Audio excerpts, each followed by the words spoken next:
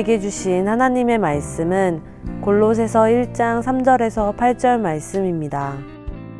우리가 너희를 위하여 기도할 때마다 하나님 곧 우리 주 예수 그리스도의 아버지께 감사하노라.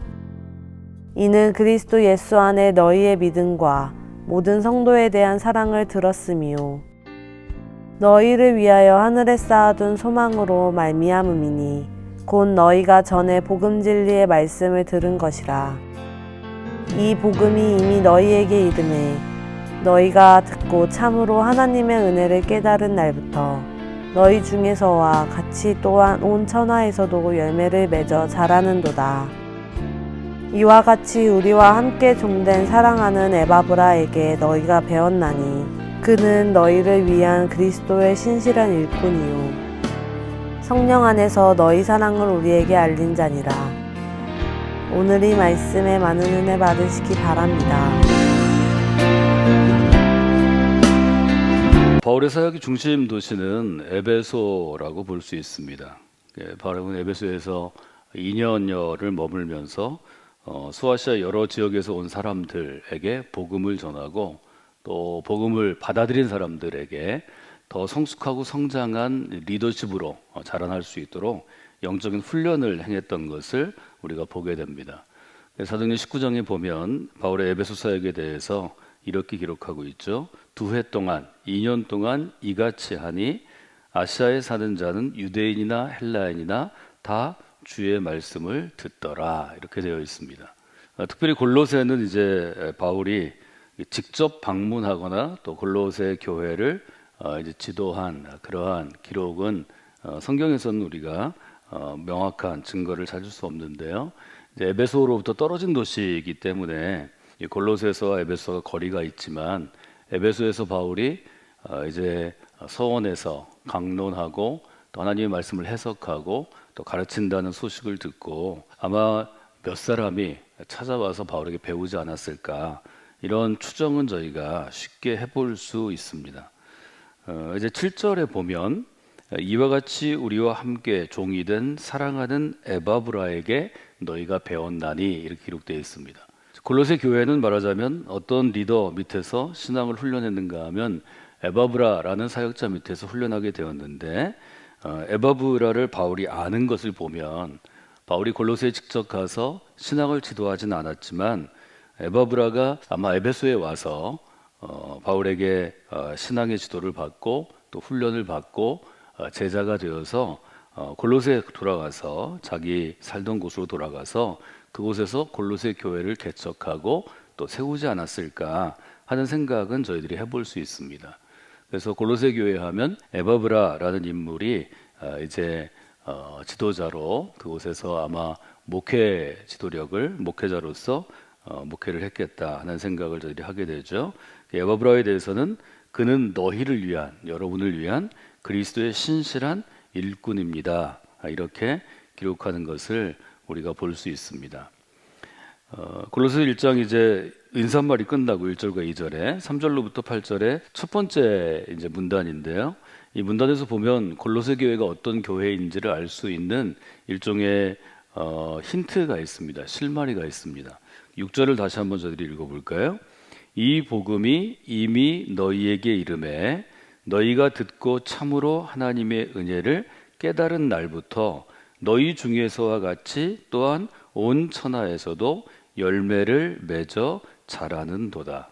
6절에 보면 이 복음이 이미 너희에게 이르매 너희가 듣고 참으로 하나님의 은혜를 깨달은 날부터 너희 중에서와 같이 또한 온 천하에서도 열매를 맺어 자라는지라, 이렇게 쓰여 있습니다. 골로새 교회의 특징은 어떤 것인가 하면 바울이 오랫동안 거기 머무르면서 신앙을 지도하거나 또 교회를 목회한 것이 아닌데 그곳에서 에바브라라는 지도자가 있어서 열매를 맺어 자라는 그런 교회를 이루었다 하는 것을 우리가 보게 됩니다. 말하자면 골로새 교회는 열매를 맺는 교회였고 또 열매를 맺으면서 끊임없이 자라나는 교회였다 하는 거죠. 열매를 맺고 끝나는 게 아니죠. 금년에 열매를 맺으면 모든 나무는 내년에 또 열매를 맺을 때가 되면 또 열매를 맺는 것입니다. 그래서 열매를 맺고 또 자라나고 그 다음에 더 풍성한 열매를 맺고 또 자라나고 하는 일종의 선순환이 있었다는 것을 우리가 보게 되죠. 그래서 대부분의 편지들을 보면 바울이 처음에는 그 편지를 받는 사람들을 격려하고 또 칭찬해주고 또 신앙생활을 잘할 수 있도록 이렇게 북돋아 주는 것을 우리가 보게 됩니다. 그래서 3절에 보면 우리가 너희를 위하여 기도할 때마다 하나님 곧 우리 주 예수 그리스도의 아버지께 감사하노라. 그래서 먼저 감사에 대한 분명한 표현을 하는 것을 보게 되죠. 이제 열매를 맺어 자라는지라 하는 구절을 가지고 우리가 오늘 새벽에는 조금 더 깊이 생각을 해보면 좋겠습니다. 열매를 맺어 자라는지라 이렇게 할 때 이 교회의 특징을 두 가지로 나눌 수 있죠. 이 교회는 매년 때가 되면 열매를 맺는 철이 되면 풍성한 열매를 맺는 교회였다 하는 걸 볼 수 있고, 또 하나는 매년 자라나는 교회였다 하는 것도 우리가 볼 수 있습니다. 이 두 가지죠. 열매를 맺는 교회이고 자라는 교회이다. 그래서 교회는 매년 철이 되면 열매를 맺는 일종의 나무와 같은 공동체이다. 우리가 이렇게 정리해 볼 수 있겠습니다. 그러면 매년 철이 되었을 때 열매 맺는 나무가 되려면 어떤 요소들이 이 교회 가운데 필요할까 하는 것을 나무의 일종의 성장이나 또 나무의 생태와 관련돼서 생각해 볼 수 있겠습니다. 매년 좋은 열매를 맞으려면 아마 나무가 자라나고 또 나무가 살아가기에, 생명을 유지하기에 아주 충분한 환경이 필요할 것입니다. 좋은 환경이 필요하겠죠. 그래서 충분한 공간도 있어야 하고, 그 공간에 좋은 공기들이 있어야 하고, 또 낮이 되면 햇볕이 아주 따뜻하게 또 아주 화창하게 이렇게 돼서 강화선 작용이 잘 일어나야 되겠고, 밤이 되면 좀 쉴 수 있어야 되고, 또 뿌리를 내린 토양, 대지가 아주 영양가가 많고 또 뿌리 내리기에 적합해서 물도 충분하고 또 영양가가 충분해야, 그래야 나무가 좋은 열매를 철마다 때마다 맺게 될 것입니다. 또 하나 볼 수 있는 건 이런 환경에 더해서 이 나무를 좀 잘 가꾸고 잘 자라게 할 수 있는 일종의 정원사, 농부가 필요할 것입니다. 매일 나무를 돌보고 또 나무에게 사랑하는 마음을 전해주고, 이 나무가 어디 아픈 데는 없나, 또 이 나무가 자라나는데 방해가 되는 것은 없나 하는 것들을 이제 가꾸는 정원사와 농부가 필요할 것입니다. 저는 봄이 되면 2월부터 3월, 4월까지 매번 우리 가로수들, 길가의 나무들, 또 조금 멀리 보이는 산의 나무들이 색깔이 변하는 거를 저는 아주 주의 깊게 보고 색깔이 변해가는 것에 큰 기쁨을 누리는 사람 중에 하나입니다.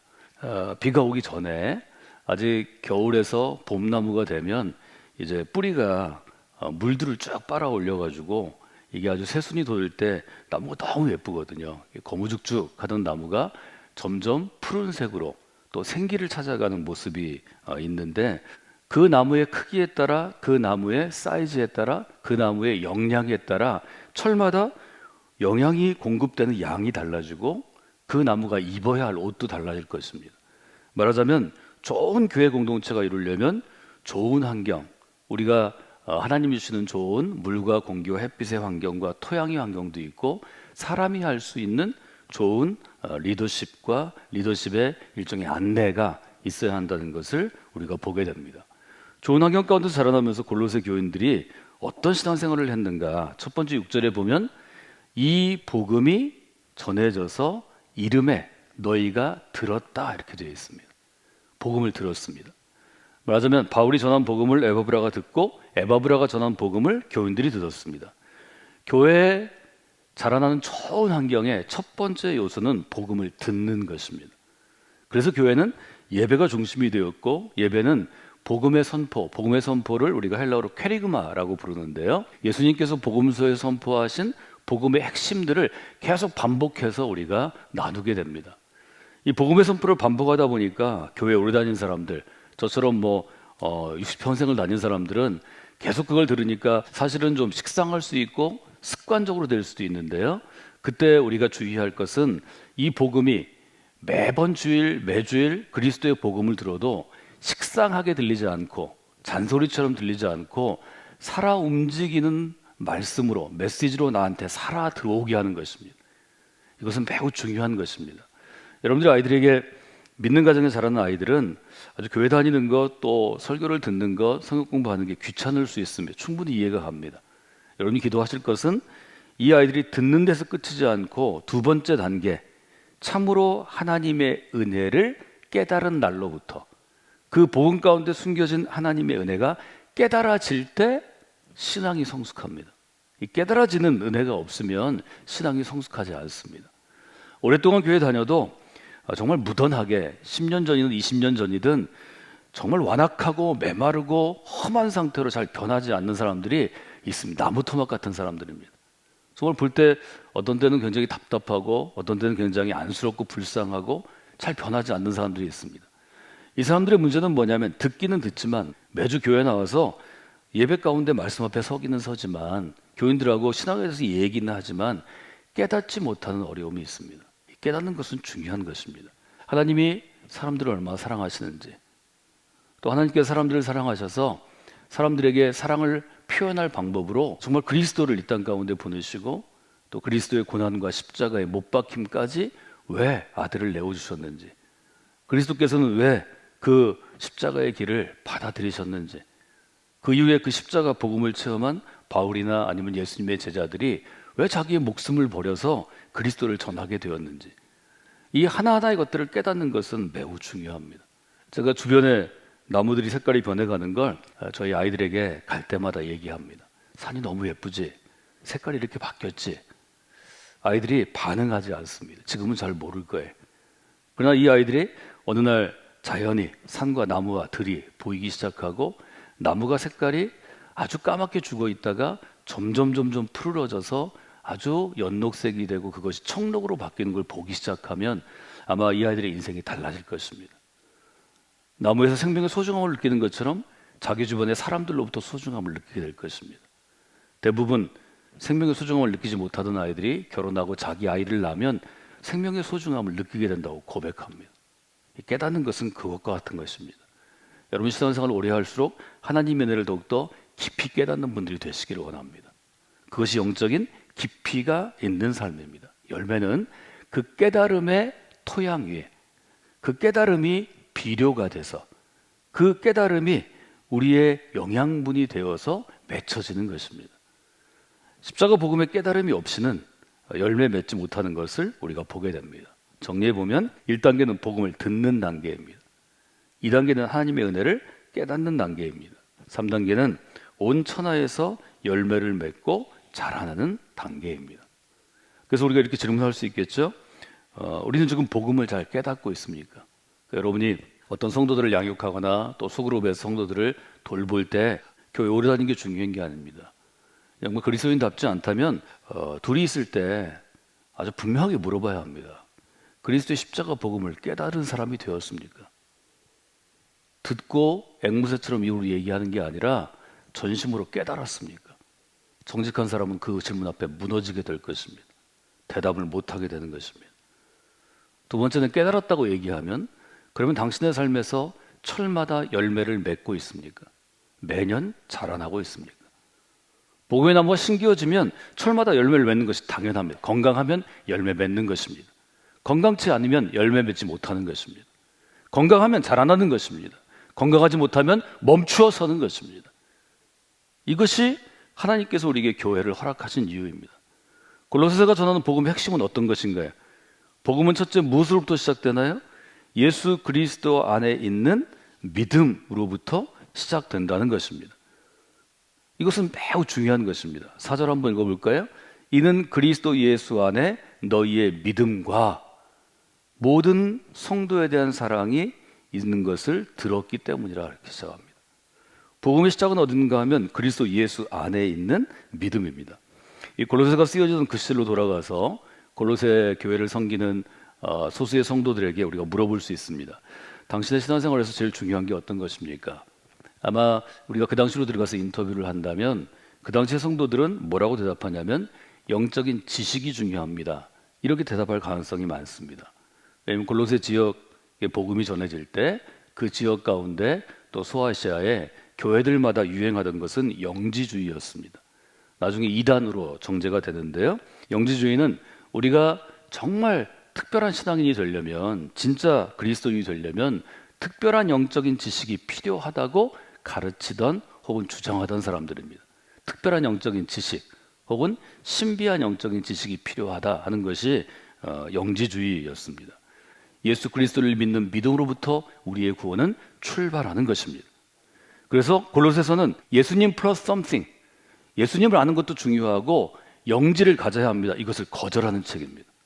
바울은 이 점이 아주 정말 뭐라고 표현할까요? 추상 같았습니다. 아주 칼 같은 입장을 취했습니다. 절대로 안 된다고 얘기했습니다. 그 이유는 복음이 변질되어 있기 때문입니다. 이 땅 가운데 우리가 살아가면서 조금 더 복음을 순전하게 하고 변질되지 않게 하려면 복음만으로 충분합니다. 이걸 여러분들이 마음 가운데 두셔야 합니다. 그 외에 여러 가지 할 수 있죠. 복음 외에 우리가 선한 일을 행할 수도 있고, 이게 유대인들의 종교의식 아니에요? 복음 외에 우리가 교회를 향해서 크게 헌신할 수 있습니다. 복음 외에 성도들 크게 사랑할 수 있습니다. 그러나 출발이 복음이고 복음만으로 충분하다는 우리의 믿음의 고백 위에 우리의 신앙은 자라나는 것입니다. 그렇지 않으면 여기에 이데올로기가 들어갑니다. 사상이 들어갑니다. 여기에 시대의 풍조가 들어갑니다. 그러면 무너지기 시작하는 것입니다. 이 점들을 여러분들이 잘 생각해 보시면 좋겠습니다. 이것을 왜 제가 강조하냐면요, 로마 제국 가운데 살아가던 로마 시민들은 누구라고 부를 수 있냐? 우리를 그리스도인이라고 부를 수 있는데, 로마 제국 가운데 살아가던 로마의 시민들은 가이사의 사람들입니다. 가이사인입니다. 카이저, 로마의 황제를 주님으로 고백하는 사람들입니다. 누구를 주로 고백하냐에 따라서 그 사람이 누구의 사람들인가가 정해지는 거죠. 우리는 그리스도를 주로 고백하는 사람들입니다. 그래서 그리스도인들이 로마 제국 시대에 황제에 따라 핍박을 받은 이유가 카이사를, 로마의 황제를 주님으로 받아들이지 않았기 때문입니다. 내가 이미 예수 그리스도를 주님으로 받아들였는데 다음번 순서인 당신을 내가 어떻게 주님으로 받아들일 수 있겠습니까? 지금 생각하면 고지식한 거죠. 그래요. 종교적으로는 내가 그리스도가 주님이시고 정치적으로는 당신이 주님이세요. 이러면 아무 문제 안 생깁니다. 예수님 시대에도 그런 사람들이 물론 있었습니다. 그러나 그것이 신앙의 순수성을 훼손한다고 봤기 때문에 이 싸움이 생긴 거고요. 그거는 결국 우리 인생의 주인이 누구인가? 제가 신앙의 첫 번째 순서가 내 인생의 주인은 누구입니까? 라고 말씀을 드렸는데 똑같은 거죠. 그래서 가이사의 사람들과 그리스도의 사람들이 나뉘어져 있다는 걸 여러분들이 보실 수 있고요. 우리는 그리스도를 주님으로 아주 고백하는 사람들이기 때문에 그 점을 초기 기독교 시대, 초기의 교회 공동체에서 매우 중시했다는 걸 여러분들이 돌아보시면 좋을 것 같습니다. 초기에 살았던 로마 시대에 살았던 그리스도인들이 무엇 때문에 자꾸 어려움을 겪었냐면, 카이사를 주님으로 고백하면 특권이 주어집니다. 로마 시민의 특권, 즉 파워, 권력이 주어집니다. 이 파워로부터 사실은 부유함이 오는 것입니다. 그래야 좋은 직장도 가질 수 있고 좋은 비즈니스도 할 수 있습니다. 돈을 많이 벌 수 있습니다. 또 이것은 자유입니다. 시민으로 누리는 자유가 있습니다.